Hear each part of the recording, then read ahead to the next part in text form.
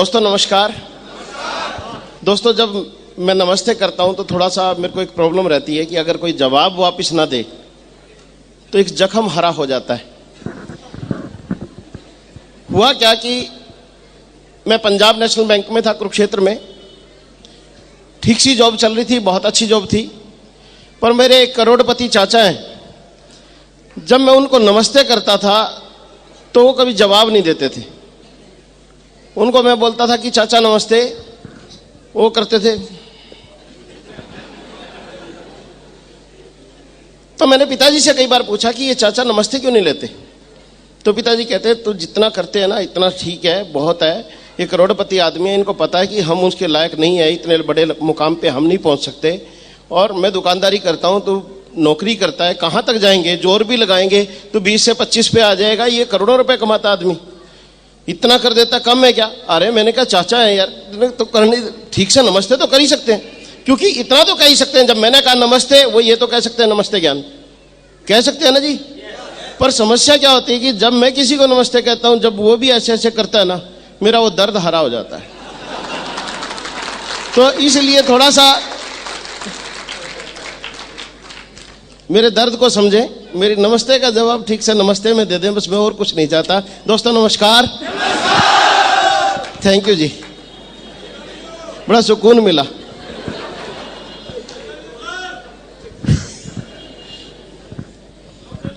अभी भाई साहब कह रहे हैं आई लव यू, वैसे तो मेरे को कहना चाहिए आई लव यू, ठीक, पर मेरे से हिम्मत नहीं होती, मैं जवानी में नहीं कह सका, बुढ़ापे में क्या कहूंगा।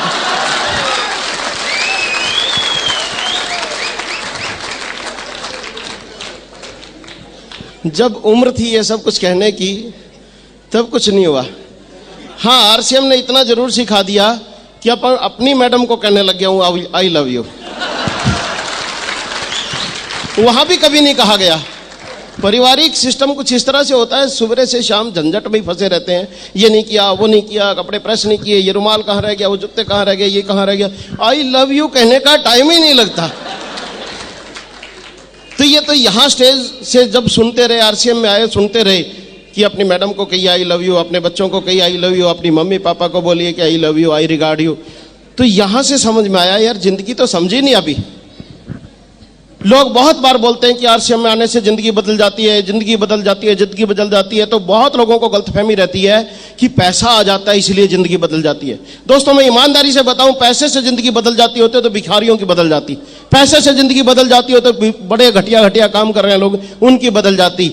वास्तव में पैसे से जिंदगी नहीं बदलती, पैसा एक कारण है जिंदगी बदलने के लिए, पर जिंदगी बदलती है संस्कारों से, विचारों से, और वो संस्कार विचार मैंने जो आरसीएम में मिले 43 साल की जिंदगी में बाहर से नहीं मिले।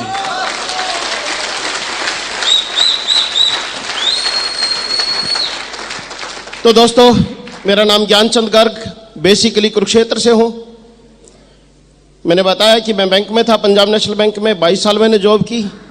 आज इस स्टेज से काफ़ी भावुक था, काफ़ी कंट्रोल किया मैंने अपने आप को, और मैं कोशिश करूंगा और ज़्यादा कंट्रोल करके रखूं अपने आप को, क्योंकि बात क्या होती है कि पंडित जी को याद करूं तो कंट्रोल नहीं होता, और उनको उनके शिक्षाओं को याद करूं तो मेरे को अपने पे अंकुश लगाना पड़ेगा।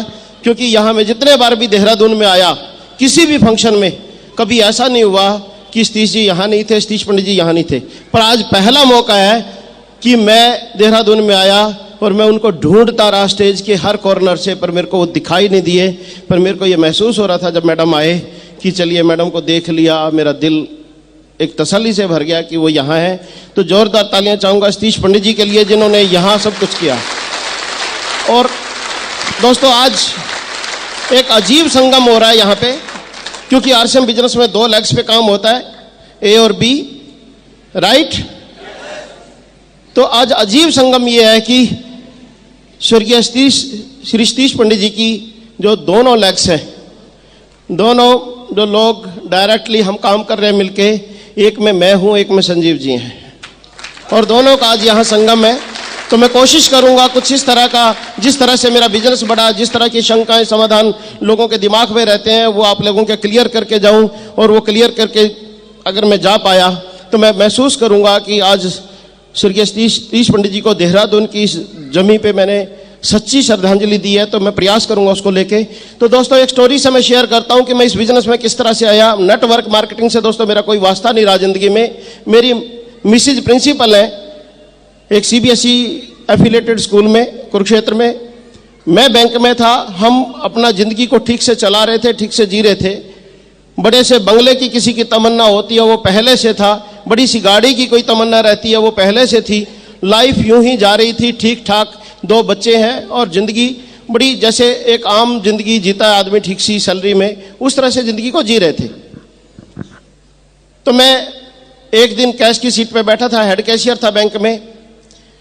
सतीश जी पहले कुरुक्षेत्र में रहते थे और उसके बाद वो शिफ्ट कर गए थे चंडीगढ़ में। तो सतीश पंडित जी किसी काम से कैश जमा करवाने के लिए बैंक में आए। क्योंकि हमारा प्यार था, हमारी दोस्ती थी। मैंने सतीश जी को चाय के लिए पूछा तो उन्होंने मना कर दिया। तो मैंने पूछा कि कैसे आए हैं? कहेंगे ये कैश जमा करवाना था। मैंने कहा इसको तो रखिए, आप आजकल कर क्या रहे हैं? ये रहता है ना जी पहला क्वेश्चन, किसी से मिले आप आजकल कर क्या रहे हैं? तो उन्होंने कहा नेटवर्क मार्केटिंग। तो दोस्तों मेरे को बड़ा अजीब लगा, क्योंकि नेटवर्क मार्केटिंग जितनी मैंने सुनी हुई थी, मैं बड़ा एनॉयड था इससे। एनॉयड क्यों था कि जब भी किसी से मिलते थे जो नेटवर्किंग करते थे लोग, कभी कोई कंपनी, कभी कोई कंपनी, कभी कोई आ रही, कभी कोई जा रही, कोई दुखी, कोई परेशान, मेरे इतने लुट गए, मेरे इतने पिट गए। बड़े समझ नहीं आती थी है क्या कहानी। कभी समझने की कोशिश हमने नहीं की, ये बात ही समझ में नहीं आई। सिर्फ एक बात समझ में आई कि ये कंपनियां कुछ नहीं होती। आपके भी दिमाग में रहता है ना जी? तो मेरे भी दिमाग में था। तो मैंने कहा पंडित जी इतनी अच्छी पर्सनालिटी है, इतने अच्छे आप हो, ये क्या पकड़ के बैठ गए, ये मेंबर बनाना, ये छोड़ो यार, कोई ढंग का काम कर लो। तो पंडित जी ने मेरे को कहा कि ज्ञान जी ढंग का काम है, गजब की चीज है, एक एक्स्ट्रा ऑर्डिनरी विचार है, वो विचार को समझ ही नहीं रहा कोई यार। मैंने कहा विचार तो छोड़िए आप, अच्छा एक चीज बताइए, क्योंकि सीट पे बिजी होता आदमी। तो मैंने कहा कि आपकी कंपनी क्या लेती है, क्या देती है?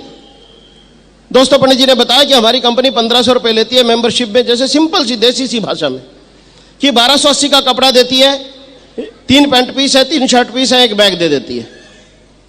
मैंने कहा कपड़ा कैसा है? तो उन्होंने डाला हुआ था कि ऐसा है। जैसे अभी भी मैंने जो भी कुछ डाला हुआ है वो आरसीएम का ही है, सिर्फ जूतों को छोड़ के वो अभी आरसीएम में आया नहीं है। तो नॉर्मली मैंने कपड़े को पकड़ा, थोड़ा रगड़ा, मैंने कहा कॉटन बेस कपड़ा, कहेंगे हाँ। सबसे पहली प्रॉब्लम कहाँ आती है? आरसीएम बहुत आसान है। प्रॉब्लम कहाँ आती है? प्रॉब्लम आती है कि ये 1280 का कपड़ा 1280 का है या नहीं है, क्योंकि और तो कोई प्रॉब्लम ही नहीं है। मान लिया आपने ज्वाइन कर लिया, काम नहीं किया, क्या टेंशन है? किसी ने भी ज्वाइन नहीं किया, ज्वाइन कर लिया, फॉर्म भर दिया, कोई काम नहीं किया, कोई प्रोडक्ट नहीं लाया, कोई टेंशन है जी? नहीं। एक टेंशन है कि ये 1280 का है या नहीं है। मतलब टेंशन यही है सारी। इस टेंशन से आप बाहर निकल जाओ, सारे देहरादून को ज्वाइन करा दोगे। सिर्फ यही टेंशन है कि ये 1280 का है या नहीं, बस। और यहां इसके लिए क्या करेंगे लोग? इसको कपड़े को पकड़ेंगे, किट खोलेंगे, किट दिखाएंगे, खोलेंगे, कपड़े को पकड़ेंगे, रगड़ेंगे, ऐसे ऐसे देखेंगे, पता नहीं कितनी टेक्सटाइल मिलों के मालिक रहे हो। तो क्या ढूंढ क्या रहे हैं? आदत। दोस्तों मतलब सबसे बड़ी प्रॉब्लम कहां आ रही है आरसीएम बिजनेस को करने में? वो यही आ रही है कि ये कपड़ा कितने का है। तो मैं उस टेंशन से बाहर रहा, मैंने जानने की बाकी कोशिश ही नहीं की। कपड़ा जरूर देखा, मैंने भी ऐसे रगड़ा, मैंने भी ऐसे देखा उसको, जैसे मैं डॉक्टर हूं कपड़े का, मैंने करा सब कुछ, सब करते हैं। तो मैंने पंडित जी को पूछा कि ट्रेडर का कंसेप्ट है कि इंडस्ट्रिस्ट का? ट्रेडर का मैं बेटा हूं, बनिए का बेटा हूं। तो मेरे फादर, चाचा, नाना, मामा, सब भाई, भतीजे, मासी, ये वो सब ट्रेडर्स हैं। ट्रेडर होता है जो बना बनाया माल लाता है, बेच देता है। मैन्युफैक्चरर होता है जो अपनी फैक्ट्री लगाता है, अपना माल बनाता है। तो मैंने कहा कि मैन्युफैक्चरर का कंसेप्ट है कि ट्रेडर का? तो उन्होंने बताया कि नहीं, ये ट्रेडर का कंसेप्ट नहीं है, मैन्युफैक्चरर का कंसेप्ट है। और भीलवाड़ा की एक बहुत बड़ी मिल है, फैशन शूटिंग प्राइवेट लिमिटेड के नाम से, 20 साल पुरानी मिल है, उसका कंसेप्ट है। तो बेसिकली क्या होता है कि ट्रेडर पे मेरे को विश्वास नहीं होता, पर मिल वाले पे विश्वास हो जाता है। क्यों हो जाता है? क्योंकि ट्रेडर का कोई ईमान नहीं होता। ट्रेडर कोई भी चीज कितने की बेच सकता है, वो 10 की चीज 50 में भी बेच सकता है, 10 की चीज 9 में भी दे सकता है। अगर यकीन ना हो तो जो ट्रेडर है उनको पूछ लेना जाके, बताएंगे नहीं, वैसे अंदर की बात है। क्योंकि प्रॉब्लम क्या होती है कि ट्रेडर के पास कोई आया कि ये कितने की है, उसने बोल दिया कि 15 रुपए की, वो बोलता है वहां तो 9 की मिलती है, वो ट्रेडर दूसरी उठा के लाएगा, ले 8 की ले जा। उसके पास डुप्लीकेट माल भी बतेरा रहता है, उसको पता है किसको कैसे करना है।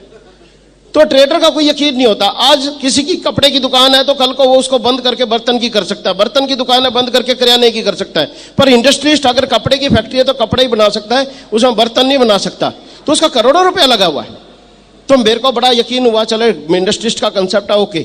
मैंने कहा कि काम नहीं करूं तो क्या फायदा है, काम ना करूं तो क्या फायदा है। लोग क्या पूछते हैं, काम करके क्या फायदा, ऐसा पूछते हैं ना? नहीं, ऐसा नहीं पूछते। लोग भी यही पूछते हैं कि काम तो हमारे से होएगा नहीं ज्ञान जी, हमारे से लोगों पे जाया नहीं जाएगा, किसी का कहा नहीं जाएगा, काम नहीं करें तो कोई फायदा तो होता नहीं। तो मेरा भी वही क्वेश्चन था, काम नहीं करें तो क्या फायदा। क्योंकि इंडिया में सबसे ज्यादा जरूरत क्या है? अभी कोई कंपनी आए ये कहे काम नहीं करना पड़ेगा, 1 लाख रुपए दो, 5,000 रुपए महीना देंगे आपको, लोग 1-1 लाख रुपए ऐसे पकड़ा देंगे। हुआ यही है, बस ये कह दे काम नहीं करना पड़ेगा।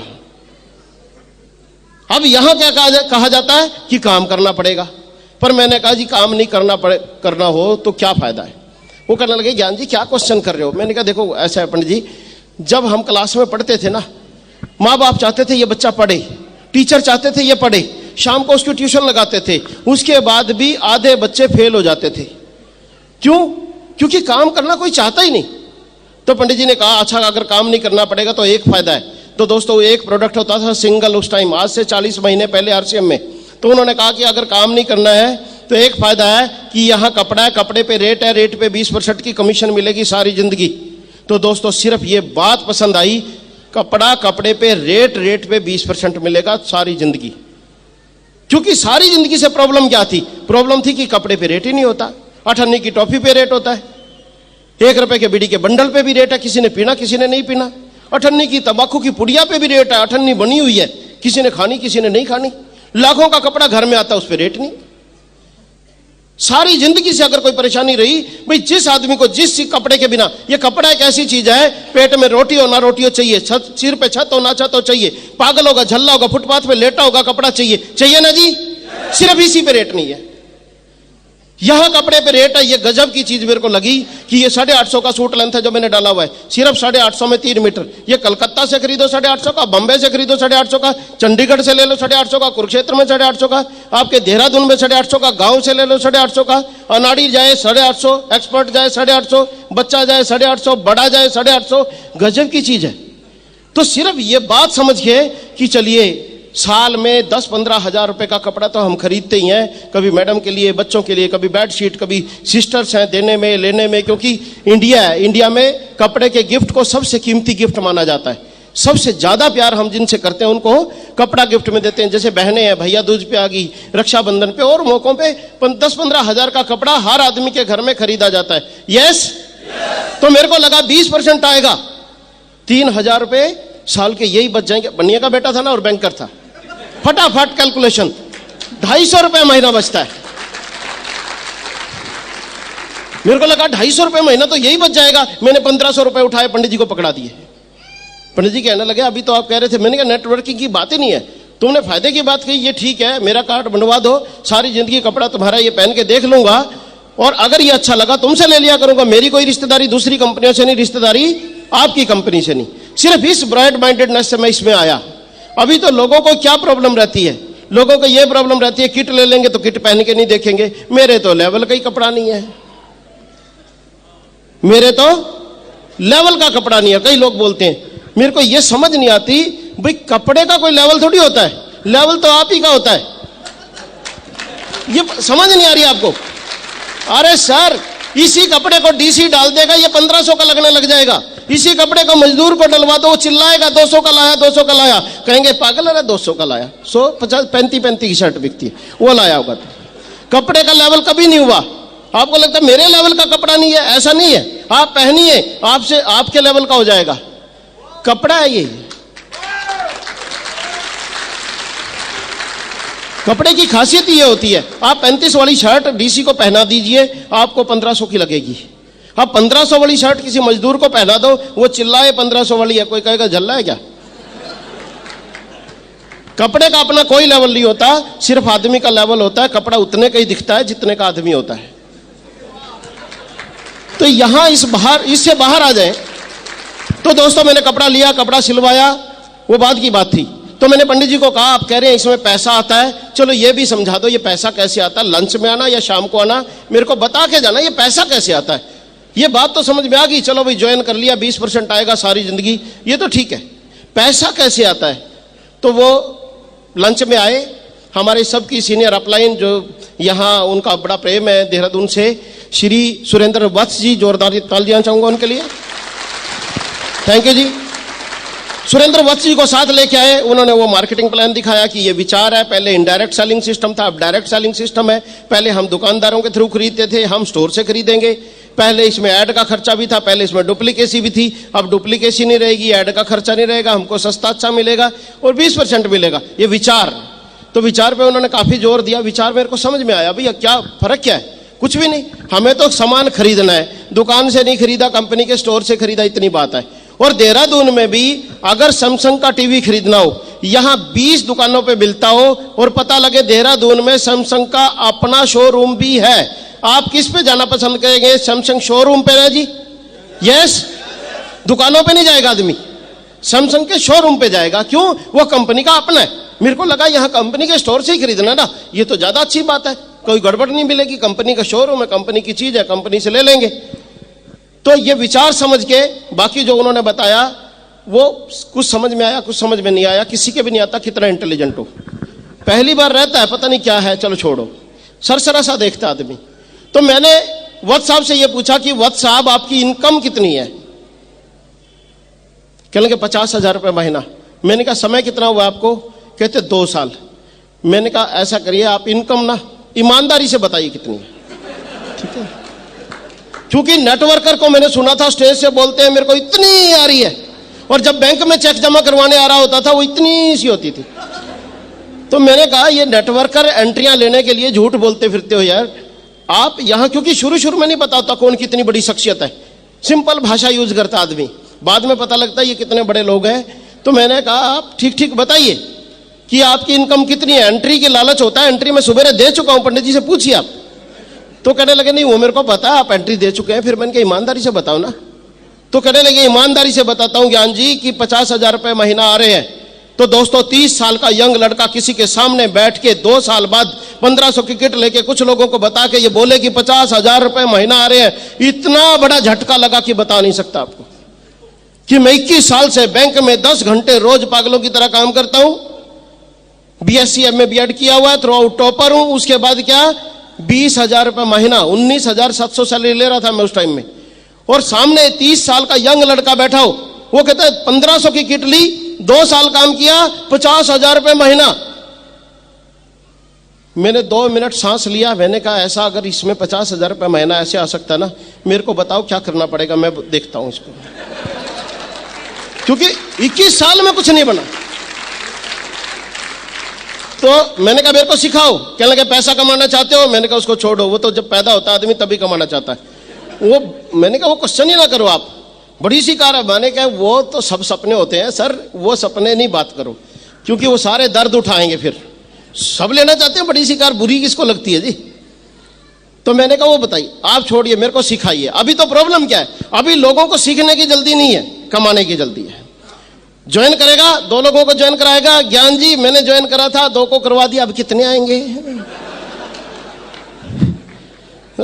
बहुत जल्दी। ठीक, सारी जिंदगी इतना कुछ कर लिया तब कुछ नहीं आया, तो अभी इतनी जल्दी क्या हो रही है? तो कोई भी चीज है वक्त लेती है। तो उन्होंने कहा कि सीखना चाहते हो? मैंने कहा हाँ मैं सीखना चाहता हूं, मेरे को बताइए क्या करना पड़ेगा। तो बोले कि ये मार्केटिंग प्लान जो है इसको सीखिए, बस ये जड़ है इसकी। तो दोस्तों मैंने कहा अगर यही जड़ है तो इसको दोबारा से फेयर लिख दीजिए, फिर देखते हैं। तो मैंने फेयर लिखवाया। मैं बैंक से गया घर 5:30 बजे। मैंने मैडम को बोला कि चाय पीते हैं और उसके बाद 1 घंटा मेरे को डिस्टर्ब नहीं करना, मेरे को कुछ काम करना है। और 1 घंटा घर जाके दरवाजे बंद करके मैंने मार्केटिंग प्लान के डट्टे मार दिए। जैसे बच्चों का कहते ना, ठीक है, I have many friends, I have many friends, I have many friends. बच्चा बोल बोल क्या करता है ना जी, रट्टे मारता है। तो मैंने ये कस्टमर है, ये रिटेलर, ये होलसेलर, ये डीलर, ये सारा रट दिया।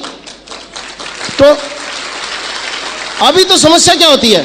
समस्या क्या होती है कि हम लोगों को ज्वाइन कराते हैं, हम कहते हैं मार्केटिंग प्लान सीखो, लोग 6-6 महीने बाद तक भी अपनी अपलाइन को फोन लगाते हैं कि भाई साहब कहाँ हो, कि मैं तो शिमला बैठा हूं। कि क्या ज्ञान जी शिमला बैठ के जाके आप तो, मैंने कहा क्या हुआ, कि मेरे सामने एक बहुत बढ़िया आदमी था और बहुत अच्छा काम कर सकता था, उसको मार्केटिंग प्लान दिखाना था। तो मैंने कहा बता दो ना। फिर मैं कैसे बता दूं, मेरे को तो आता ही नहीं, आपने ही तो बताना था, आप शिमला जाके बैठ गए। ठीक है, 6-6 महीने बाद भी। तो दोस्तों ईमानदारी से बताता हूं, मैंने उसका रट्टा मार दिया। 1 पेज की बात थी, 1 पेज का काम है। अभी हम लोगों के सामने जितने लोग यहां बैठे हैं, ईमानदारी से जो आरसीएम बिजनेस को ज्वाइन कर रखा है जिन लोगों ने, और प्लान दिखाना नहीं आता, और ये जो ज्वाइन करने वाले हैं, अगर उनको इसमें कामयाब होना है तो सिर्फ 1 पेज रट लेना। कामयाब नहीं हो तो मेरे को आके पकड़ लेना। 1 पेज रटना जिंदगी में। और गड़बड़ क्या करते हैं सब लोग, गड़बड़ ये करते हैं, अपने से 1 पेज याद नहीं होता और बच्चे से किताब याद नहीं होती, उसको थप्पड़ मारते हैं।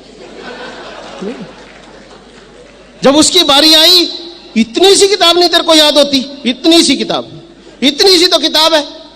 अरे इतनी सी नहीं है, 7 सब्जेक्ट है, इतना बड़ा बस्ता है।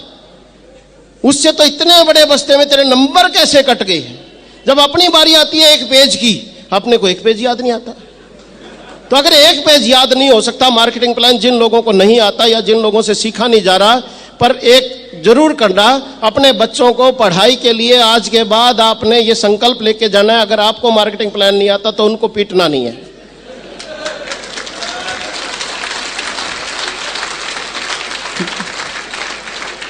तालियां बजा रहे हैं, पर एक और कारण बता दूं क्यों नहीं पीटना। इसलिए कि बच्चे तो आप ही के हैं ना, इसलिए भी तो मत पीटना ना। जब आप ही को याद नहीं होता तो आपके आखिर हेरिडिटरी भी तो कुछ लिया होगा ना उन्होंने।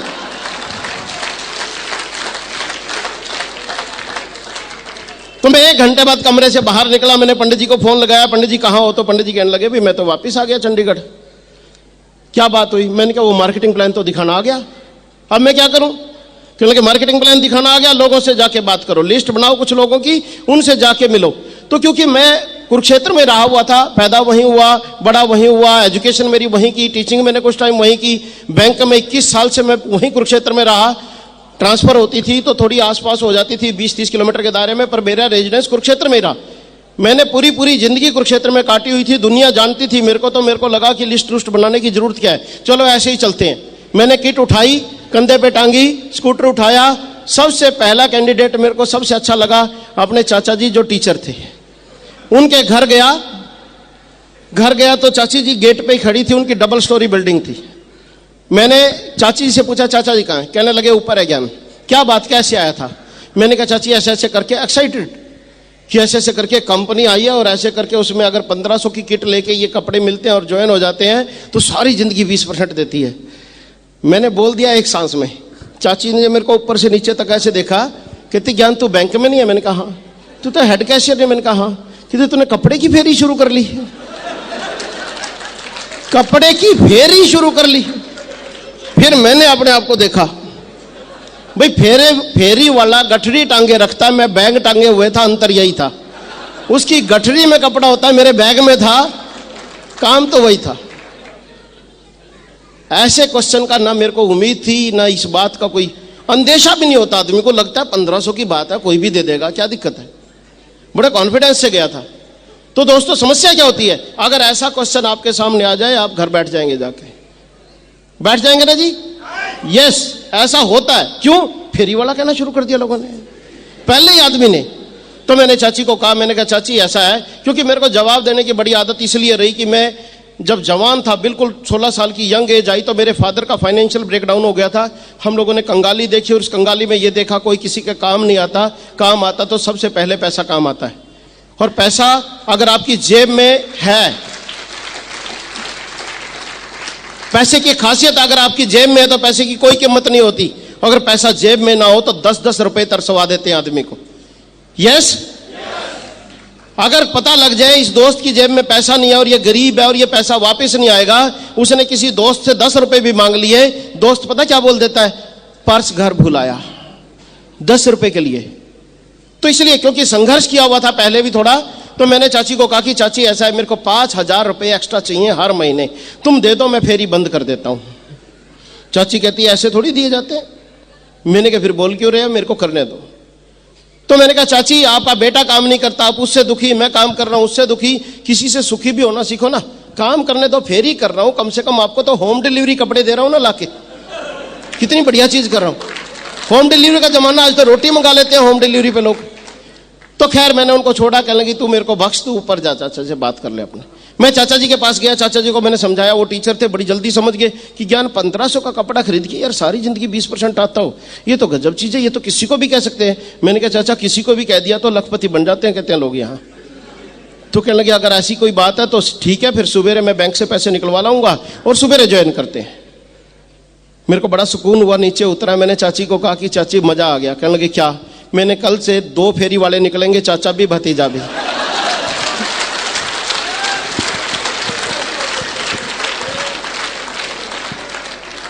तो वहां से चला, दोस्तों में गया, एक दोस्त को मैंने कहा यार ऐसे ऐसे करके ये कंपनी आई है और ऐसे ऐसे करके ये पैसे देती है। कहता ज्ञान, कहता तू शर्म कर यार, इतनी अच्छी नौकरी पे लगा हुआ है, मैडम तेरी प्रिंसिपल है, कार तेरे पास है, बंगला तेरे पास है, ये क्या पकड़ के बैठ गया? बदनाम हो जाएगा तू। 1500 के कपड़े लेने हैं तूने, बदनाम क्यों हो जाऊंगा? मैंने बताया ना तू बदनाम हो जाएगा, ये नहीं चलती चलाती कंपनी भाग जाएगी। मैंने कहा भाग जाएगी, ले क्या जाएगी? मैंने बोला ना बदनाम हो जाएगा। मैंने कहा अगर बदनामी वाली बात है तो एक काम कर, तू मैं तेरे पैसे आप ही लौटाता हूं, तू 1500 रुपए दियो मेरे को, 1 मिनट। कहने लगे नहीं मैंने बनना ही नहीं मेंबर। मैंने कहा मेंबर बना ही नहीं रहा मैं तेरे को, तू 1 मिनट 1500 दे। उसने मेरे को 1500 रुपए पकड़ा दिए, मैंने उसको किट पकड़ा दी। मैंने कहा तेरे को फार्म भी नहीं भरता और तू जा, तू बदनाम करके दिखा मेरे को, तेरा मैं फार्म भी नहीं भरता और पकड़ अपनी किट, मैं पैसे भी नहीं देता, तू बदनाम करके दिखा मेरे को। क्या बदनाम करेगा? दोस्तों में जाएगा, रिश्तेदारों में जाएगा, यही कहेगा ना ज्ञान ने 1500 रुपए में ये कपड़े दे दिए। मतलब तू कहेगा क्या? ठीक। तो मैंने कहा तू ज्यादा से ज्यादा क्या कह सकता? ज्ञान ने ठगी करवा दी। अरे अगर ज्ञान लुटा हुआ है, तेरा दोस्त है, तू भी 200-400 में लुट गया तो क्या आफत आ गई? फिर तो तेरा दोस्त है, ठीक है ना। तो कहने लगा नहीं, वो चुप हो गया। तो मैंने कहा क्या करूं? कहने लगा फिर फार्म भर ले। तो इस तरह से आपका कॉन्फिडेंस होना चाहिए। क्या होता है कि हमारा कॉन्फिडेंस नहीं होता, हमें यह लग रहा होता जैसे ठगी होगी, ठगी कर रहे हैं। जब आपके अंदर ही चोर होगा तो काम नहीं होता। हम लोगों के साथ समस्या क्या है? समस्या यह है कि एक्सीलेटर पे पैर रखेंगे, ब्रेक को दबाए रखेंगे, भाई कहीं खड्ड में ना गिर जाए। ब्रेक भी दबा लो, हैंड ब्रेक भी दबा लो, एक्सीलेटर भी दबाओ, फिर गाड़ी चल नहीं रही, कैसे चलेगी? अगर चलेगी भी तो गर्म हो जाएगी, इंजन गर्म हो जाएगा, खराब हो जाएगी। और आधे से ज्यादा लोगों की गाड़ी इसीलिए खराब है, अंदर शक, बाहर आरसीएम लखपति बना देगा। ठीक, बोलेंगे भी तो करोड़पति तक बोल जाते हैं कई लोग। फिर वो सामने वाला ऊपर नीचे देखता है, अच्छा तू बना नहीं, अच्छा तू बन जाएगा, मेरे भी 10 फार्म भर ले जाइए, तू जा यहां से। हम विचार नहीं बता रहे, हम क्या कर रहे हैं? करोड़पति बन जाएंगे। आप विचार तो बताइए सर, जाके मार्केटिंग प्लान हम दिखाते ही नहीं, हम क्लियर विचार ही नहीं बताते। तू मेरा मेंबर बन जा, दोस्त पे जाएंगे, तेरे को तेनू मेंबर बनाना है मैं। वो कहेगा किस चीज का? मैं और 10 देंगे, 1500 रुपये लेने हैं तेरे को। वो कहना किस चीज के 1500? और 10 देंगे भैया, तेरा दोस्त है, कोई गलत नहीं लगवा रहा, 1500 ही लगवा रहे हैं, तेनू मेंबर बनाना है पक्का। मेरे नाल आरसीएम का मेंबर। वो आरसीएम क्या? वो 10 देंगे तेनू, आरसीएम का मेंबर बनाना है। इस तरह बोलते हैं मेंबर बनाना जिस तरह पार्लियामेंट का मेंबर बनाना हो, 1500 रुपए में तेरे को मेंबर बनाना है। आप विचार तो बताइए लोगों में जाके। लोग ज्वाइन होते हैं सर, काम करते हैं लोग समझते हैं, लोग बेवकूफ नहीं है।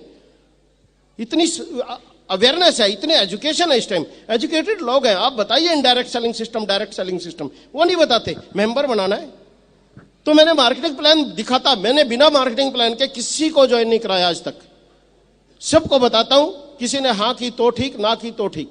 तो दोस्तों में गया, कुछ लोगों ने हाँ भी की, कुछ ने ना भी की। ओके, ना की तो मेरे को उससे कोई लेना देना नहीं था। मेरा विचार है, मैंने बताया।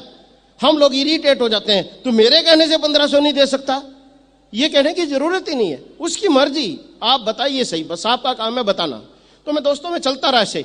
कुछ दिन में चला तो मैडम ने मेरे को कहना शुरू कर दिया कि आप क्या कर रहे हैं ये। मैंने कहा क्या हुआ? कहने लगे पेरेंट्स आते हैं घर में, आप तो किसी के भी घर चले जाते हो, आपको तो पता नहीं किसके बच्चे पढ़ रहे हैं स्कूल में। पेरेंट्स घर में आते हैं और वो बार बार बोलते हैं कि प्रिंसिपल का घर वाला कपड़े बेचता फिरता, ये कोई अच्छी बात है? तो ये नया क्वेश्चन खड़ा हो गया मेरे सामने। ये शुरू शुरू में अजीब अजीब क्वेश्चन आएंगे आपके सामने कि प्रिंसिपल का घरवाला कपड़े बेचता फिरता अच्छा लगता है क्या? मैंने कहा मैडम इतनी कंपनी आई कपड़े उतार लेगी लोगों के, हम तो पहना रहे हैं आपको, वो भी बुरा लग रहा है?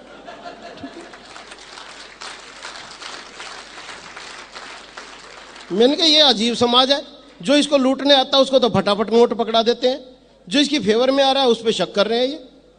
मैंने कहा कोई बात नहीं, कहने दो लोगों को, ऐसे ही कहते रहते हैं गलत कर रहा हूं मैं। कहने लगे नहीं गलत तो नहीं कर रहे हो। मैंने कहा फिर करने दो। तो कुछ दिन बाद, महीने बाद फिर जब अवरोध प्रतिरोध बहुत हुए, सारे परिवार में से कोई नहीं बना, कोई ज्वाइन नहीं हुआ, कोई रिश्तेदार ज्वाइन नहीं हुआ। कहने लगे 1500 रुपये लगा के ऐसे कपड़े पैसे आते हैं क्या? मैंने कहा तुम किसी सेमिनार में जाओ देखो तो सही। कहने लगे सेमिनार क्या होता है? मेरे को भी नहीं पता था सेमिनार क्या होता है। मेरे को भी पंडित जी ने कहा कि ज्ञान जी एक सेमिनार है, दिल्ली आना है। मैंने कहा यार कुरुक्षेत्र में कोई सेमिनार नहीं होता क्या? नहीं कुरुक्षेत्र में तो पता नहीं कब होगा, तो दिल्ली आओ। अब क्योंकि मैंने ये कहा हुआ था मेरे को पूरा सीखना है, तो मेरे को लगा चलो चलते हैं। मैंने किसी को साथ नहीं लिया, अकेला दिल्ली चला गया। श्री फोर्ट ऑडिटोरियम में सेमिनार था, वहां पहुंच गया। सेमिनार पहले ही जाते गेट पे 100 रुपए की टिकट। अब तो बहुत सस्ती टिकट्स होती हैं, अब पूरे इंडिया में 30, 40, 50 रुपए से ज्यादा टिकट नहीं होती। शुरू शुरू में संख्या कम होती थी, टिकटें महंगी होती थी, क्योंकि ये सारा खर्चा जो है यहाँ का टिकटों से पूरा करना होता है। 100 रुपए की टिकट, मैं गेट पे ही लड़ गया उससे कि क्या है, आपको पता कितने बड़े लीडर ने बुलाया मेरे को आरसीएम में। वो बता रहे थे कि हम लोग काफी अच्छे लेवल पे हैं और काफी ये है वो है, और तुम 100 रुपये मांग रहे हो मेरे से। अरे यहाँ 100 रुपये देते हैं, मैंने कहा यहाँ गेस्टों को चीज खिलाई जाती है और करा जाता है, तुम ऊपर से पैसे मांग रहे हो। तो मैं उलझने लगा, तो मैंने देखा कि कोई नहीं उलझ रहा, मैं ही अकेला उलझ रहा हूँ उससे। सारे टिकट लेके जा रहे हैं और मैं लड़ रहा हूँ। मैंने सोचा छोड़ यार तू भी ले ले, जब सारे ले रहे हैं तो कोई बोल ही नहीं रहा। तो मैं तो नया था, खैर चला गया, अंदर बैठ गया। वहां जोरदार तालियां, जो ऐसा हो रहा है माहौल नया नया सा, फला राम आ रहे हैं इनके लिए जोरदार तालियां। तो मैंने कहा ये तालियां पता नहीं क्यों बजाई जा रहे हैं, पागल हो गए क्या? भाई हमारे बैंक में तो 21 साल में ताली नहीं बजी, वहां कहाँ ताली का काम है? ठीक है, गाली गलौच में ही लगा रहता आदमी। कोई आ गया 2 बजे, 2 बज गए, 3 बजे आना, कल आना।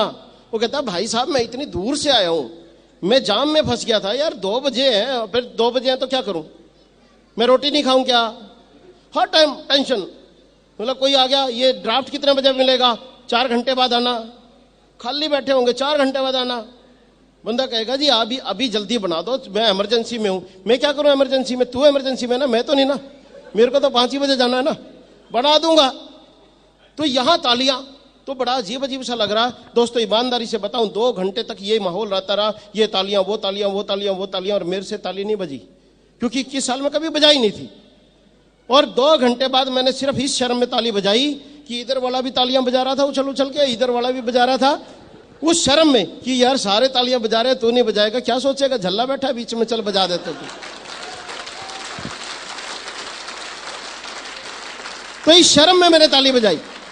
तो ऐसा होता है जब आप नए माहौल में जाते हैं, नई चीज में जाते हैं। मैं बाहर निकला, मैंने पंडित जी से पहले पूछा कि ये टिकट क्यों होती है, फिर ये पूछा कि ये तालियां क्यों बजाते हैं। और पंडित जी में गजब की पेशेंस थी, उन्होंने शांत भाव से सारा समझाते जाना, और मैं उसको सीखता रहा, समझता रहा भी ये टिकट क्यों होती है, उसके भी रीजन है। अगर आप जानना चाहेंगे आपको मैं डिटेल में बता सकता हूं। ये तालियां क्यों बजती हैं, इसकी भी बहुत बड़ी डिटेल्स हैं। सारा कुछ एक सिस्टमेटिक है, कोई एक साइंस है सबके पीछे। तो ये तालियां क्यों होती है उन्होंने बताया, इसलिए होती है। ओके, तो मैं सीखता रहा, चलता रहा इस तरह से। अभी तो क्या होता है कि कुछ लोगों को हम कहते हैं कि सेमिनार में आना पड़ेगा, सेमिनार में आओ, और बड़ा मजा आता है।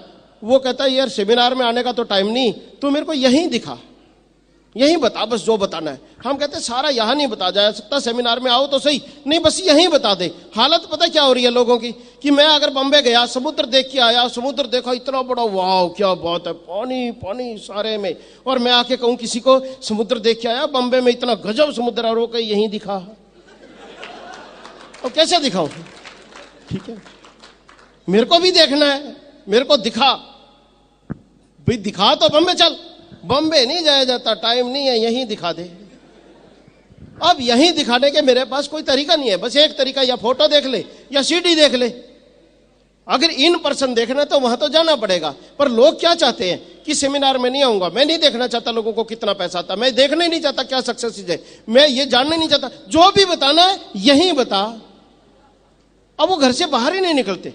अब घर से बाहर नहीं निकलते तो आधी अधूरी जानकारियां रहती हैं, पता ही नहीं चलता कैसे लोग कर रहे हैं कैसे नहीं कर रहे। तो दोस्तों मैं ऐसे ही सेमिनार में गया और चलता रहा, जैसे फील्ड में गया। फील्ड में सबसे पहला क्वेश्चन क्या होता है सब लोगों के साथ? सबसे पहला क्वेश्चन ये रहता है कि कंपनी चली गई तो।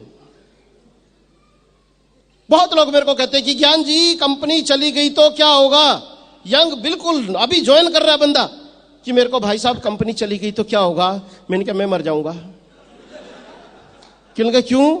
मैंने कहा 2,40,000 रुपए पर मंथ आते हैं वो गायब, बैंक की नौकरी में छोड़ चुका हूं, सड़क पे आ जाऊंगा। ठीक है, अभी क्या हो रहा है, जिसको पैसा आ रहा है, अभी कंपनी चली जाए, जिसने अभी ज्वाइन किया 1,500 रुपए से, उसका खतरा ज्यादा कि मेरा खतरा ज्यादा जी? और गारंटी किससे मांग रहा है? मेरे से। भाई आपने 1,500 लगाए, 1,500 के कपड़े ले लिए, आप तो अपने घर चले गए। जिसने बैंक की जॉब छोड़ दी, इसके चक्कर में 2,40,000 रुपए महीना बंद हो जाएंगे, वो तो चिल्ला के करा करो डट के, ठीक है। और नया आदमी कह रहा है कंपनी भाग गई तो मैं उसको कहता हूं रहम करो यार, हमारा भी दिल है, कुछ इसको हो सकता है। तो एक छोटे से डर में डरे हुए हैं। डर, मेरे को लोग बोलते हैं कि गारंटी दो ज्ञान जी कंपनी रहेगी, मैं आग लगा दूंगा, इतना काम करूंगा। अच्छा गारंटी दो कि मैं एफिडेविट देता हूं आपको, आप 2 साल जिंदा रहोगे, मैं गारंटी देता हूं कंपनी चलेगी। गारंटी कौन गारंटी दे सकता जी? आप 2 साल जिंदा रहोगे इसकी गारंटी दे दीजिए कोई भी।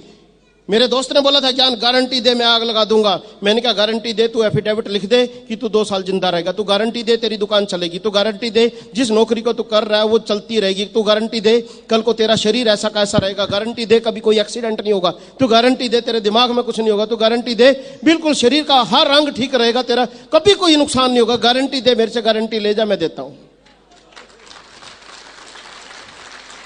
इस अजीब तरह से, अरे कंपनी चली गई तो क्या होगा, कल हम नहीं रह गए तो क्या होगा, कभी सोच के तो देखना। उस इतनी बड़ी सच्चाई को कभी नहीं सोचते। हर रोज हजारों लोग मरते हैं। क्या गारंटी है कल मैं जिंदा रहूंगा? कोई गारंटी नहीं। फिर भी जीते हैं, फिर भी कल्पना करते हैं हम बड़े होके बच्चों को ये कर देंगे वो कर देंगे। कैसे पता है कल का? तो इसलिए जिस इतने बड़े सच के साथ हम जी रहे हैं, उस सच से ही कुछ सबक ले लें। जब कोई गारंटी नहीं है जिंदगी की, एक जगह आके आपको कम से कम ये गारंटी तो मिल रही है कि कम से कम जो बेस है आप उसको देखिए। कोई एक फैक्ट्री नहीं है, 50-60 फैक्ट्री है, करोड़ों का माल बन रहा है, करोड़ों का टर्नओवर हो रहा है, उसका माल बिक रहा है, नगद बिक रहा है। उसका खतरा भागने का है कि नहीं है? ढूंढिए तो सही, हमसे पूछिए बैठ के अकेले में, हम बताते हैं आपको कि क्या क्या कारण है। यहां स्टेज से अगर बताने लगूंगा घंटों लग जाएंगे, एक एक क्वेश्चन पे 15-15, 20-20 मिनट लग जाते हैं। तो गारंटी से बाहर रहे आप। कोई गारंटी नहीं होती किसी चीज की, पर बेस होता है, चीज होती है, विश्वास होता है। विश्वास करना पड़ता है हर चीज पे। जिस काम को आप कर रहे हैं उस पर भी विश्वास करना पड़ता है कि कल हम ठीक ठाक रहेंगे, कल ये चीज ठीक ठाक रहेगी। हम विश्वास पे ही जिंदगी काट रहे हैं, विश्वास पे ही जिंदगी काट रहे हैं कि हमारे बच्चे कल हमारा साथ देंगे। हम लोगों ने कितना साथ दिया होता है अपने माँ बाप को, आधे से ज्यादा लोगों को पता है, पर फिर भी हम विश्वास करते हैं कि कल हमारे बच्चे हमारा साथ देंगे। तो यहां भी दोस्तों एक छोटा सा विश्वास है, कुछ भी नहीं है, खतरा कुछ नहीं है, एक छोटा सा विश्वास है। जब मैं उसको लेके चलता था लोगों में, फिर लोग कहीं अटक जाते थे। प्रोडक्ट में अटक गया मेरा एक दोस्त, तुम्हारी साबुन 8.5 रुपए की साबुन कह रहा है तो लक्स के मुकाबले की ISI तो है नहीं। अब मैं तो बैंक से आया था, मेरे को पता ही नहीं ISI क्या होता है। मैंने कहा तूने क्या करना यार ISI का, नहा के देख, ये गजब की साबुन है, पसंद आई आगे से ले आइयो, नहीं पसंद आई छोड़ दियो। नहीं मेरी स्किन खराब होगी, मेरे बाल खराब हो गए, मैं किसको जिम्मेवार ठहराऊंगा? मैंने कहा मेरे को ठहराना, मैं बता रहा हूं ना। नहीं ऐसा नहीं होता, वैसा नहीं होता, ISI नहीं है। तो मैंने उसको जब वो नहीं माना तो दोस्तों पता क्या क्वेश्चन पूछा? मैंने कहा कभी गोलगप्पे खाए? आप लोगों ने खाए जी, हाथ खड़े करना जिसने खाए। थैंक यू जी। मैंने कहा गोलगप्पे खाए? कहता खाए। मैंने कहा उस पर ISI पढ़ा कभी? नहीं? अरे मैंने कहा जिसको खा के फूड पॉइजनिंग हो सकती है, तू मर सकता है, उसका तो ISI चेक नहीं करता। जिसने नहा के नाली में बह जाना उसका ISI ढूंढ रहा है। तू रहने दे यार, मैं तेरे को नहीं बनाता, कहीं और देखूंगा। तो जब मैं उठ के चलने लगा, उसने मेरी बाजू पकड़ी, कहता फरले फार्म, मेरे क्वेश्चन क्लियर हो गए। छोटा सा क्वेश्चन है, कुछ नहीं है। अभी मेरा एक दोस्त, कुछ महीने 1.5 महीने पुरानी बात है, एक कहने लगा ज्ञान तूने कहा था वो साबुन इतनी है, और मैं घर में लेके गया, मेरे को डांट पड़वा दी। मैंने कहा क्या हुआ? कि तेरी भाभी कहने लगी बड़ी बेकार साबुन है, ये कहां से उठा लाए? मैंने कहा बेकार बताई उन्होंने? कहते हाँ। कौन सी साबुन यूज करते? कहते लक्स। मैंने कहा अच्छा बात सुन, 1 मिनट देख तमाशा, तेरे को दिखाते हैं। मैंने उसको बुलाया, बैठे हम दोनों, हमने एक आरसीएम की साबुन ली, ब्लेड से उसको खुरच दिया ऊपर से नाम आरसीएम का, और एक लक्स मंगवाई हमने।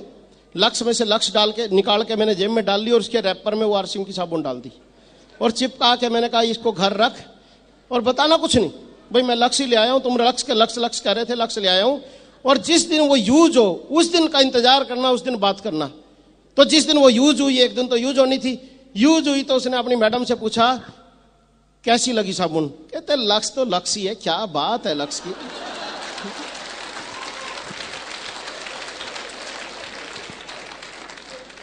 मानसिकता इतनी खराब है, आरसीएम की साबुन लक्स के रैपर में थी तो क्या बात है लक्स की, और आरसीएम के रैपर में थी इतनी घटिया साबुन। मानसिकता से बंधे पड़े। प्रोडक्ट बहुत बेहतरीन प्रोडक्ट है, सिर्फ हमें छोटी छोटी मानसिकताओं से बाहर आना पड़ेगा। हमारा कोई रिश्तेदार नहीं है सर, दूसरी कंपनी वाला नहीं, रिश्तेदार आरसीएम वाला नहीं। पहली बात यह मान लीजिए कि हम ग्राहक हैं, जिसकी चीज अच्छी, जिसकी सस्ती, उसकी चीज लेनी है। अगर उसी से कैरियर बनना है, वो कैरियर यहां से बनता है। अगर हम ब्रॉड माइंडेड होकर प्रोडक्ट को खरीदेंगे तभी खरीद पाएंगे। अगर आपको 2 प्रोडक्ट पसंद नहीं आते, छोड़ दीजिए उन 2 को। कई बार क्या होता है, किसी को 2 प्रोडक्ट पसंद नहीं आए, ज्ञान तुम्हारा तो हैंड वॉश पसंद नहीं आया था, इसलिए मैंने सारे प्रोडक्ट छोड़ दिए। मेरे एक दोस्त ने बोला मेरे को, मैंने कहा हैंड वॉश पसंद नहीं आया था, हैंड वॉश छोड़ देता ना, सारे क्यों छोड़ दिए? क्या लगा बस फिर लाए ही नहीं सारे। मैंने कहा ईमानदारी से बता, तेरे में कोई कमियां नहीं है क्या? कहता है। मैडम में कोई कमियां नहीं? कहता है। फिर मैंने कहा एक दूसरे को छोड़ा? नहीं छोड़ा ना। अरे कमियां सब में होती हैं, हम 1-2 कमी के पीछे छोड़ दें किसी चीज को, 100 गुणों की कदर करना सीख लेना, 1-2 अवगुण के पीछे डंडा लेके पड़े रहते हैं। तो मैंने कहा तुमको 299 पसंद आ रहे, वो समझ नहीं आ रहा, एक पसंद नहीं आया 299 छोड़ दिए।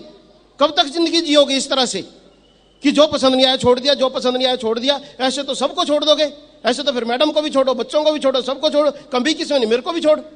मैं तेरा दोस्त हूं, किस लिए? मेरे में भी कमी है, तेरे को नहीं पता क्या? कहता पता है। फिर मैंने कहा तूने मेरे को भी नहीं छोड़ा। इतना एक के पीछे छोड़ने की आदत है, सबको छोड़ना। तो दोस्तों ये मानसिकता को बचा के रखना। अगर कोई प्रोडक्ट पसंद नहीं आया तो कोई बात नहीं, उस प्रोडक्ट को छोड़ देना। मैं तो यहां तक कहता हूं कि आपको 2 पसंद नहीं आते, 2 महंगे लगते हैं, 4 छोड़ो। 5 पसंद नहीं आते, 5 महंगे लगते हैं, 10 छोड़ दो। 10 पसंद नहीं आते, 10 महंगे लगते हैं, 20 छोड़ दो। 20 पसंद नहीं आते, 20 महंगे लगते हैं, 40 छोड़ दो। 260 तो लाओ, वो तो आपको पसंद आ रहे हैं ना, आपको सस्ते लग रहे हैं ना, वो तो लाइए। पर समस्या क्या होती है कि मैं जिस दिन पहला बार पेस्ट आया आरसीएम में, पेस्ट घर पे लेके आया था, मेरा बेटा मेरे को बोला कि पापा मैं नहीं ये यूज करूंगा देसी पेसी पेस्ट।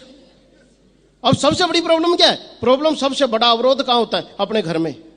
बाहर की दुनिया बाद में अवरोध करती है, मैं यूज नहीं करूंगा ये देसी पेसी पेस्ट। मैंने कहा बेटे हर्बल पेस्ट है, 32 रुपए का 200 ग्राम है, दूसरे 48 के 200 ग्राम है, और ऐसे ऐसे करके 20% के 4 रुपए 40 पैसे ये आएंगे, और कमाल की चीज है। यूज करके देखते हैं, फिर भी पसंद नहीं आया, फिर सोचेंगे मैंने पसंद यूज ही नहीं करना।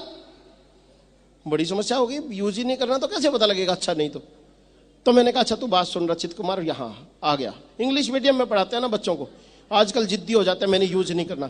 अगर मैं पुराने जमाने में अपने डैडी को कह देता ना मैंने यूज नहीं करना, मेरे तुम्बा बना देते मार मार के, वो जमाना कुछ और था। आज बच्चों की भी चलती है, सुननी पड़ती है, सुनते हम। मैंने कहा तू यहाँ, मैंने कहा अच्छा तू ईमानदारी से बता, अगर ये टीवी पे आ जाए और अमिताभ बच्चन को ये कंपनी 5 करोड़ रुपए दे दे इसको विलायती करवाने के। मैंने कहा विलायती करवा दूं? कहता कैसे करवा दोगे विलायती? मैंने कहा अमिताभ बच्चन से 5 करोड़ में कॉन्ट्रैक्ट कर लें और अमिताभ बच्चन टीवी पे 4 बार बोल दे आरसीएम पेस्ट गजब पेस्ट, आरसीएम पेस्ट गजब पेस्ट, आरसीएम पेस्ट गजब पेस्ट, मेरे दांतों का राज आरसीएम, इस उम्र में भी। तो मैंने कहा तू कहेगा नहीं कहेगा कि पापा आरसीएम पेस्ट लेके आना? कहता कहूंगा। बच्चे ईमानदार भी बहुत है आजकल। कहता कहूंगा। मैंने कहा क्यों, अमिताभ बच्चन तेरा चाचा लगता है? वो मेरी तरफ खड़ा होकर चुप शांत। मैंने कहा तू अपने बाप पे यकीन नहीं करता, अमिताभ बच्चन पे यकीन करता, कुछ शर्म कर यार।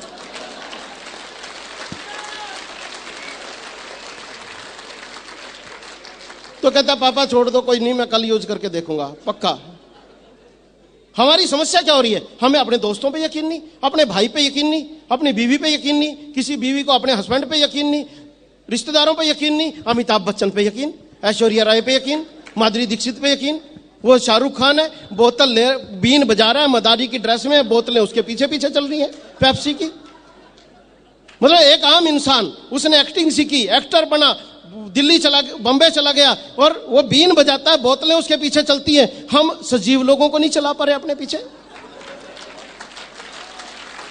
लोगों को क्या है, सिर्फ ये टीवी पे बोल दो एक बार, फिर क्या घुस जाएगा, 16 रुपए और घुस जाएंगे, फिर यकीन हो जाएगा ये दे आप विलायती हो गया। तो मैंने अपने बेटे को इस तरह से समझाया, क्या करें, इसी तरह से समझाना पड़ता है। अब सेमिनार में आते हैं हम लोग आप लोगों को बता रहे हैं। एक बंदा पता क्या बोला है, सेमिनार में तुम पता क्या कर रहे हो? मैंने कहा क्या? भड़का रहे हो लोगों को। मैंने कहा क्या भड़का रहे हैं? और क्या भड़का ही तो रहे हो, ये यूज करो, आरसीएम गजब, ये गजब, मेरे को इतना पैसा आता, उतना भड़का रहे हो। मैंने कहा भड़का नहीं रहे, तेरे को समझ नहीं आ रहा, हम जगा रहे हैं, भड़का थोड़ी रहे, हम जगा रहे हैं कि इस तरह से करके आपकी जिंदगी खूबसूरत हो सकती है, इस तरह इस प्रोडक्ट को यूज करके आपको बेहतरीन जिंदगी जी जा सकती है। आरसीएम को क्या फर्क पड़ता है? आज आरसीएम बंद हो जाए, ऐसी सैकड़ों कंपनियां बंद हो जाए, उसकी रोटी थोड़ी बंद हो जाएगी, वो तो इंडस्ट्रिस्ट है, वो तो दूसरे रास्ते से बेच लेगा, उसको कोई फर्क नहीं पड़ता। सर समझिए आप, हमको फर्क पड़ता है। लोगों को लगता है कि कंपनी के लिए हम काम कर रहे हैं, बहुत से लीडर्स को भी लगता है कंपनी क्या कमा रही है, कंपनी के लिए काम कर रहे हैं। कंपनी के लिए काम नहीं कर रहे हैं हम। अगर इस रास्ते से नहीं बेचती कंपनी तो दूसरे रास्ते से बेच लेती। हजारों कंपनियां इस देश में, लाखों कंपनियां होंगी, सबका माल बन रहा है, सबका बिक रहा है। कोई एक फैक्ट्री नहीं है वहां पे इंडिया में, एक फैक्ट्री इस रास्ते से बेच रही है। कंपनी को कोई फर्क नहीं पड़ेगा, हमको फर्क पड़ता है, हमारी जिंदगी को फर्क पड़ता है। ये समझने की जरूरत है। कंपनी क्या कमा रही है, अरे कंपनी क्या कमा रही है वो छोड़िए, हम क्या कमाएंगे ये ढूंढिए ना। मैं किसी दोस्त के पास गया, मैंने कहा दोस्त ऐसे ऐसे करके तेरे फायदे की बात बता रहा है। छोड़ ना, तू मेरे फायदे की बात बता रहा है। मैंने कहा क्यों? तू तो अपने लिए पैर पीट रहा है। कहते हैं ना जी दोस्त, अपने लिए आया है, कहते हैं यस। मैंने भी बोला, मैंने कहा वाकई मैं अपने लिए आया हूं, मेरे को अगर फायदा नहीं होता तो मैं क्यों आता, मेरे को फायदा नहीं होता तो मैं क्यों आता। पर दोस्त तू आरसीएम को ज्वाइन करेगा, 500 रुपए का सामान लाएगा, तेरे को 20% 100 रुपए बचेंगे, मेरे को 1% आएगा 5 रुपए। मैं अपने 5 रुपए के लिए आया हूं, तू 100 रुपए के लिए कर सकता है नहीं कर सकता? यह भी समझाना पड़ता है लोगों को। भाई अगर आपका 100 का फायदा करवा के मेरे को 5 रुपए बच जाए, आपको क्या दर्द है उस बात का? पर उसका भी दर्द। मैंने कहा ये बात ठीक है नहीं ठीक है, उस दोस्त को बोला, कहते ये तो ठीक है। मैंने कहा नहीं ठीक हो तो अपने घर राजी, मैं अपने घर राजी, ठीक है तो कर ज्वाइन। तो करते हैं लोग, हम बात नहीं बता पा रहे। हम दोस्तों में जाएं, बात बताएं। प्रॉब्लम कहां आ रही है? प्रॉब्लम ये आ रही है कि लोग क्या कहेंगे, ईगो। दोस्तों इस ईगो से बाहर आ जाना। जिसको लगता हो अभी यहां भीड़ में कोई भी बैठे हो, इस ग्रुप में कोई भी बैठे हो, इस पंडाल में कोई भी बैठे हो, कितने बड़े ऑफिसर्स हो, आप इस ईगो से बाहर आ जाना। ये ईगो बड़ी खतरनाक चीज है। ये जिंदगी है, 10 सेकंड में ग्रामर बदल जाती है। मैंने पीछे एक पंजाब में एसपी को ज्वाइन करवाया। एसपी साहब ने मेरे को पता क्या बोला, कहता है ज्ञान जी सानू भी लोड़ है इस कंसेप्ट की। मैंने कहा जी बहुत जरूरत है आपको इस कंसेप्ट की, मेरे को पता है। मैंने कहा आप किसी को एक झटका आंख भी दिखा दो 50,000 रुपए दे देगा, आप क्योंकि एसपी हो। पर मैंने कहा कि आप रोज देखते हो मुठभेड़ें होती हैं पुलिस वालों की, अगर रात को किसी मुठभेड़ में आप दुनिया में नहीं रहे, सवेरे आपके बच्चे एसपी के बच्चे नहीं रहेंगे? रहेंगे जी? नहीं रहते। वो मैंने कहा उसी के बच्चे हो जाएंगे जो मैडम करेंगी। अगर आपकी मैडम ऑफिसर होंगी तो ऑफिसर के बच्चे होंगे, डॉक्टर होंगी तो डॉक्टर के बच्चे होंगे, अगर वो कोई छोटा काम करेंगी तो छोटे काम वाली के बच्चे हो जाएंगे, वो एसपी के बच्चे नहीं रहेंगे। यस मैंने कहा आप गलतफहमी में नहीं रहना। 10 सेकंड में ग्रामर बदल जाती है जिंदगी की, 10 सेकंड में सारे परिवार की ग्रामर बदल जाती है। अगर आप उसको महसूस कर सकते हैं तो इसको ज्वाइन करें। करना क्या है, प्रोडक्ट ही तो लाना। प्रोडक्ट तो पहले भी ला रहे हैं ना। अगर एक प्रोडक्ट चेंज करके जिंदगी बदल जाती हो तो क्या बुराई है? तो एसपी साहब को लगा, क्योंकि इंटेलिजेंट लोग होते हैं, आईपीएस आदमी है वो, सामने कोई यारा गैर आदमी नहीं बैठा। उसने कहा यार ये तो बात ठीक है, पर मैं कितना करांगा। मैंने कहा वो बाद में बताएंगे, पहले आप ज्वाइन करो। वो ज्वाइन कर गए, वो ज्वाइन करके काम कर रहे हैं। काम भी बताते हैं फिर हम। आप पूछिए तो सही कि मैं एसपी हूं, मैं कैसे काम करूं, हम बताएंगे ना कैसे काम करें। आप पहले ही बता देते हो मैं तो ऑफिसर हूं, मैं तो नहीं कर सकता। अब जब कर ही नहीं सकते तो क्या बताऊं, मैं नहीं कर सकता तो नहीं सही, फिर आगे देखते हैं किसी को, किसी पे जाएंगे। मेरे पास तो टाइम ही नहीं है, मैं नहीं कर सकता। भाई टाइम नहीं है, मैं नहीं कर सकता, तो चलते हैं हम आगे। अब ये पूछिए कि मेरे पास टाइम नहीं है, मैं कैसे कर सकता हूं, तब तो हम बताएं। आप पहले इतनी बड़ी दीवार खड़ी कर देते हो, मेरे पास तो टाइम ही नहीं है, मैं तो नहीं कर सकता। आप पूछिए मेरे पास टाइम नहीं है, मैं नहीं कर सकता, मैं अनपढ़ हूं, मैं नहीं कर सकता, मैं लेडी हूं, मैं घर से बाहर कभी नहीं निकली, मैं कैसे कर सकती हूं, ये पूछिए। मैं अनपढ़ हूं, मैं कैसे कर सकता हूं, ये पूछिए। मेरे पास टाइम नहीं है, मैं कैसे कर सकता हूं, ये पूछिए। मैं बहुत बड़ा करोड़पति आदमी हूं, इस बात के लिए लोगों को कैसे कहूंगा, पूछिए तो सही हमसे। हम बताते हैं ना, यही तो सिखाते हैं हम कि आप कैसे कर सकते हैं। आप ये कहते हैं मैं कर ही नहीं सकता, फिर क्या बताएं कैसे कर सकते हैं। पूछिए आप कि आप कैसे कर सकते हैं, हम बताएंगे कि कैसे कर सकते हैं। आप जाइए लोगों में, आप बताइए एक एक को। नहीं करेंगे ना करें, नहीं आप कामयाब होंगे ना हो, आप बताइए तो सही। एक विचार लेके तो चलिए तो सही, विश्वास तो रखिए, आस्था तो रखिए। यहां तो दुनिया भर के एग्जाम्पल है, लोग लाखों रुपए कमा रहे हैं। और नहीं तो आप भगत सिंह को सोचो, आजादी के लिए देश पे कुर्बान हो गया, पता नहीं मिलेगी, किसी के पास आई नहीं थी, फिर भी यकीन किया कि आएगी। माफी मांग करके छूट सकता था, फिर भी यकीन किया कि हमारी शहादत से लोग जागेंगे। कितना बड़ा विश्वास था उन लोगों का। एक आईसीएस ऑफिसर सुभाष चंद्र बोस इस देश पे कुर्बान हो गया, क्यों? कि शायद आजादी आएगी। आई नहीं थी किसी के पास, यहां तो कामयाबी आ रही है लोगों के पास। लोग चिल्ला चिल्ला के बोल रहे हैं कि मैं 20,000 रुपए महीना कमाता था, 2.5 लाख रुपए महीना कमा रहा हूं, सिर्फ एक काम करके, प्रोडक्ट बदल के। आप तब भी नहीं जाग रहे। जागिए, कोशिश करिए, अपने आप को जगाइए कि अगर इस तरह से जिंदगी बदल जाती है तो कोशिश करके देखते हैं। पर लोग छेड़ देते हैं, ज्ञान जी बन जाओगे लखपति।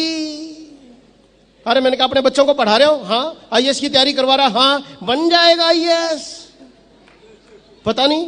फिर मैंने कहा मेरे को भी नहीं पता, जो पता नहीं। अरे आईएएस का पेपर 3 लाख लोग देते हैं, 600 लोग सेलेक्ट होते हैं, 2,99,000 लोग फेल हो जाते हैं, तब भी फिर अगले साल कोशिश करते हैं, फिर अगले साल कोशिश करते हैं। क्यों? पता है आईएएस बनने का क्या मतलब है। करते हैं ना जी? यस। पर यह आरसीएम करने लगेंगे, पता नहीं होएगा, नहीं होएगा। और नहीं होएगा ना होए, कोशिश तो करके देखिए ना। हम तो कोशिश ही नहीं करके देख रहे। आप जाके तो देखिए ना, लोग जाके ही नहीं देखते, बनता ही नहीं कोई। मेरे को लोग कह देते हैं मेरे से तो नहीं कोई बनता। मैंने कहा अपनी गुडविल चेक करो भाई। अगर कोई आप पे यकीन ही नहीं कर रहा तो आप क्या गड़बड़ हो रही है? सच में आपको ज्यादा गड़बड़ लगने लगी क्या? घबराना नहीं। पर ईमानदारी से बताऊं, जिससे कोई नहीं बनता तो अपनी गुडविल चेक करना, कहां गुडविल में गड़बड़ है। अगर गुडविल ठीक होगी तो लोग बनते हैं।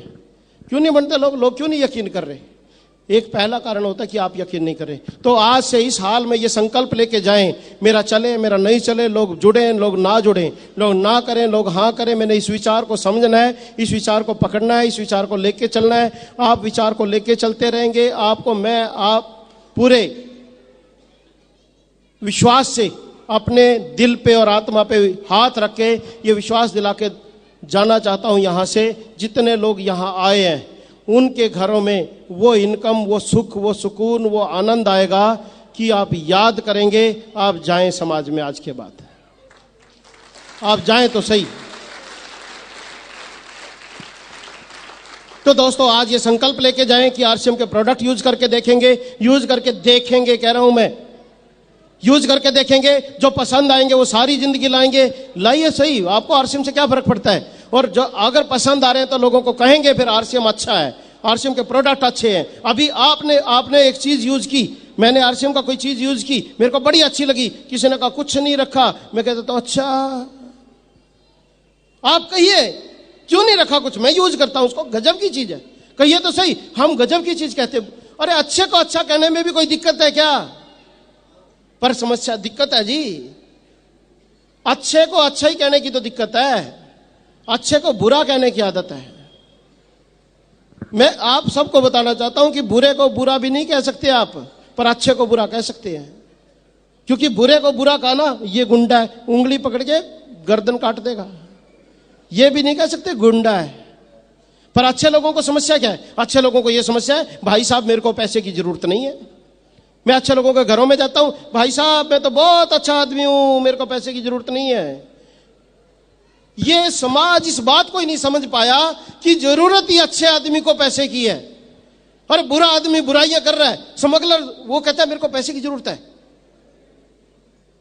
छोटा राजन कहता है पैसे की जरूरत है, दाऊद कहता है मेरे को पैसे की जरूरत है, गलत गलत लोग कहते हैं पैसे की जरूरत है, स्मगलर सारे दिन काम करता है, चोर डाकू सारा दिन काम कर रहा है, अच्छा आदमी पड़ा रजाई में सोता है, मेरे को पैसे की जरूरत नहीं। और फिर कहता है समाज में बड़ी बुराइयां फैल रही है, तो फैलेंगी ना। ये समाज अच्छे लोगों की इनएक्टिविटी की वजह से खराब हो रहा है। अच्छे लोग रजाई में पड़े रहते हैं, फिर बोलते हैं हम तो बड़े अच्छे आदमी हैं। खाना पीना सोना मर जाना ये अच्छेपन की निशानी है बस। तो अगर आप अच्छे हैं तो अच्छाई को फैलाइए, अगर आप अच्छे हैं तो अच्छा कहना सीखिए, अगर आप अच्छे हैं प्रोडक्ट यूज करिए, अगर वो अच्छे हैं तो फिर अच्छों को अच्छा कहिए, सही को सही कहिए, सही को सही कहने की आदत डालना और सही को सिद्ध करके दिखाना, इतना काम हम लोगों का है। बाकी एक शेर के साथ जो पंडित जी कहा करते थे, अब मैं उनके बाद कभी कभी बोल लेता हूं क्योंकि स्टेज पे हूं। तो ये मिजाजे खामोशी तुम्हें जीने न देगी, ये मिजाजे खामोशी तुम्हें जीने न देगी, इस दौर में जीना है तो